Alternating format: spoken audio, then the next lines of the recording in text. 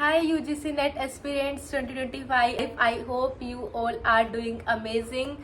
I know अभी exam time है तो स्ट्रेस तो होगा ही। तो स्ट्रेस ऐसी चीज़ है जिसको हम कितना ही बोल दें कि स्ट्रेस मत लो, बट वो आ ही जाता है। बट मेरी आपको एक राय होगी कि वो स्ट्रेस इतना नहीं होना चाहिए कि आपकी हेल्थ के ऊपर आ जाए। सो हेल्थ इज़ वेल्थ। एग्ज़ाम है, हो जाएगा।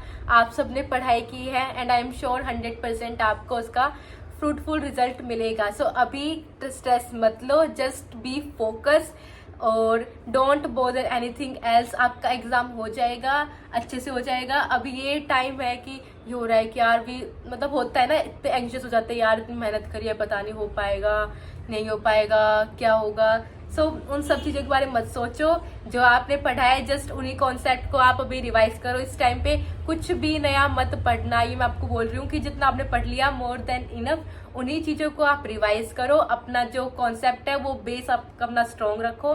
Just stay happy, stay calm and you can do it, I am sure. So अभी इस वीडियो में मैं आपके साथ कुछ लास्ट मिनट टिप्स शेयर करने वाली हूँ। सो आई होप कि वो आपके ड्यूरिंग द एग्जाम और अभी एग्जाम से पहले भी वो थोड़ी बहुत कहीं ना कहीं हेल्प कर दे। और अगर आपको वीडियो अच्छी लगे so please like and subscribe to my channel. Okay, सबसे पहले आपको क्या करना है मैं आपको बता देती हूँ। कुछ बच्चों को एग्जाम का पैटर्न ही नहीं पता। सो ये आपके लिए जानना बहुत ज़्यादा इंपॉर्टेंट है कि आपके पेपर का पैटर्न कैसा है। Paper 1 50 question, paper 2 100 question, combine 150 question आपके आएंगे। और ये पेपर होगा आपका टोटल 300 मार्क्स का, मतलब 1 क्वेश्चन 2 मार्क्स। ओके, सो और इसमें आपकी टाइम ड्यूरेशन जो आपको टाइम मिलेगा वो आपको मिलेंगे 3 आवर्स। 3 घंटे में आपको अपने दोनों पेपर 1 पेपर 2 कंबाइन जो आएंगे उनको सॉल्व करना है। और हर क्वेश्चन कंपलसरी है, कोई नेगेटिव मार्किंग नहीं है। सो किसी भी क्वेश्चन को स्किप मत करना, हर क्वेश्चन को अटैम्प्ट करके आना। चाहे आपको वो ना भी आ रहा हो बट उसको अटैम्प्ट करना बहुत इंपॉर्टेंट है। मे बी चांसेस है कि वो ठीक हो जाए। सो इसमें आपको लॉजिक के साथ भी कुछ क्वेश्चंस का आंसर्स करना है। सो किसी भी क्वेश्चन को मत छोड़ के आना, पूरे क्वेश्चन पेपर को अटैम्प्ट करके आना। उसके बाद मैंने आपको बताया कि आपको एग्जाम से पहले किसी भी नए टॉपिक को नहीं पढ़ना है। जो आपने पढ़ लिया आपको उसकी ही अच्छे से रिवीजन करनी है बैक टू बैक। और अपने जो आपकी जो क्विक नोट्स है, लाइक मैनेजमेंट की जो स्टूडेंट्स है वो अपने जो थ्योरीज है उनके कौन प्रोपाउंडर्स थे, एक बार उनको भी पेपर से पहले आप उनको गो थ्रू कर लेना। उसके बाद आपको ड्यूरिंग द एग्जाम क्या करना है, आपका जो पेपर 1 है मतलब कंबाइन आपको 3 आवर्स मिलेंगे। सो पेपर 1 में आपको बोलूँगी कि 50 मिनट्स में आप पेपर 1 को कर लेना। इतना time I think more than enough है।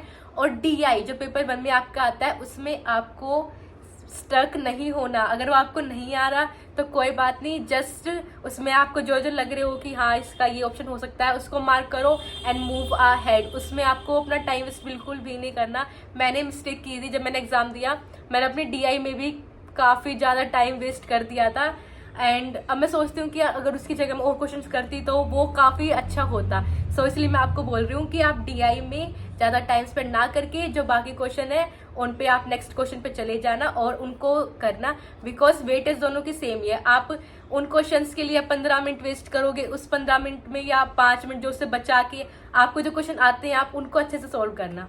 सो ये मैं आपको एक सजेशन देना चाहूँगी कि किसी भी क्वेश्चन पे स्टक मत होना। इसमें आपको जो टाइम मिलेगा उसको आप उस टाइम को आपको अच्छे से यूटिलाइज करना है। देन आप अपने पेपर 2 जो आपका सब्जेक्ट पेपर है उसमें आपको अच्छे से, पेपर भी अब दोनों पेपर में एप्लीकेबल है, आपको क्वेश्चंस को अच्छे से पढ़ना है। अब the statement, none of the following, note word जो ये आते हैं ना इनको आपको अच्छे से देखना है। मोस्ट ऑफ द टाइम क्या होता है कि हमें क्वेश्चन लगता है कि हमने बिल्कुल सही कर दिया, बट काफी बार पूछा है कि which one of the following is not. So जो नोट वर्ड है इन वर्ड्स को आपको अच्छे से देखना है। सो ये मैं आपको बताना चाहूंगी। उसके बाद आपकी कुछ ट्रिक्स मैं बताऊंगी कि आपको एलिमिनेशन मेथड बहुत ज़्यादा हेल्पफुल रहेगा। कि जो आपको लग रहा है कि ये तो बिल्कुल ऑप्शंस में नहीं है, सो उन जस्ट पुट देम क्रॉस। और जो जितना थोड़ा बहुत आपको लग रहा है कि हाँ ये चांसेस हो सकते हैं, सो उनको आप मार्क करके आना। देन उसके बाद आपकी जो रफ शीट मिलेगी उसको आपको अच्छे से यूटिलाइज करना है, मतलब अपने न्यूमेरिकल्स के लिए, DI के लिए। और मैंने पेपर 1 पेपर 2 दोनों के जो इम्पोर्टेंट कुछ टॉपिक्स है उनकी वीडियो डाली हुई है, आप एक बार उनको भी गो थ्रू कर लेना है कि कहीं उनमें से आपको कोई टॉपिक बच ना गया हो। एंड देन DI में मैंने आपको बताया है कि DI की वीडियो है कि आपको जो रफ शीट है उसको कैसे अच्छे से यूटिलाइज करना है। एंड आपको कुछ चीज़ों का तो बिल्कुल ज़्यादा ध्यान रखना है, जो आपके एग्जाम टाइम में आप पैनिक ना हो। आपको एग्जाम सेंटर पे जल्दी पहुंचना है। एटलीस्ट आप ट्राई करना कि 45 से 60 में 1 घंटा पहले ही आप वहाँ जाके अच्छे से मतलब पहुंच जाना, क्योंकि अगर ट्रैफिक वगैरह होगा और अगर आप लेट गए तो वो आपको एंट्री नहीं देंगे सो से। और अगर थोड़ा बहुत कुछ ऐसी प्रॉब्लम्स भी हुई तो आपके एग्जाम में भी वो पैनिक रहेगा। तो इसलिए बेटर है कि आप एग्जाम सेंटर में टाइम से पहले ही पहुंच जाना।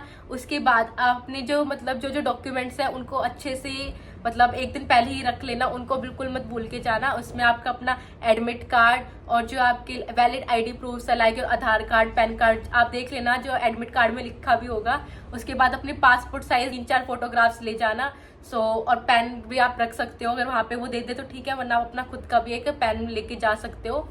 और ये सारे डॉक्यूमेंट्स और एक क्लियर वाटर बोतल, बिल्कुल ट्रांसपेरेंट वाटर बोतल आप लेके जा सकते हो। इन कुछ चीज़ों का भी आप ध्यान रखना। और अगर आपको और भी कुछ क्लैरिफिकेशन चाहिए तो जो आपका एडमिट कार्ड है उसको आप एक बार उसकी सारी जो इंस्ट्रक्शन है उनको अच्छे से एक बार गो थ्रू कर लेना।